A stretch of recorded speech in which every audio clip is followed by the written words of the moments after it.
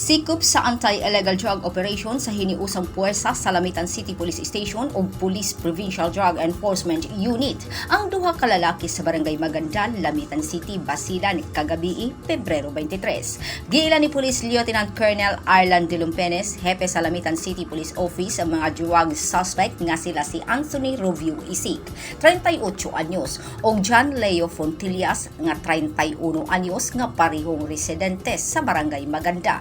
Mato ni Provincial Police Investigator Master Sergeant Sikim Serenias, gawas sa usa ka pakete nga dunay sulod nga gituuhang shabu nga gibaligya sa mga drug suspect, nakuhaan pa kini og dugang ebidensya nga naa sa ilang posisyon nga upat ka pakete nga adunay sulod nga gidudahang shabu nga gibanabanang mobalor og 43,000 pesos. Ang duha ka mga drug suspects gibalhog na sa prisuhan sa Police Provincial Office uban sa mga ebidensya nga nakuha gikan kanila ug mag-atubang kini sa kasong kalapasan sa Section 5 ug 11, concealing og posisyon sa illegal drugs sa Republic Act 9165 kon Comprehensive Dangerous Drugs Act of 2002.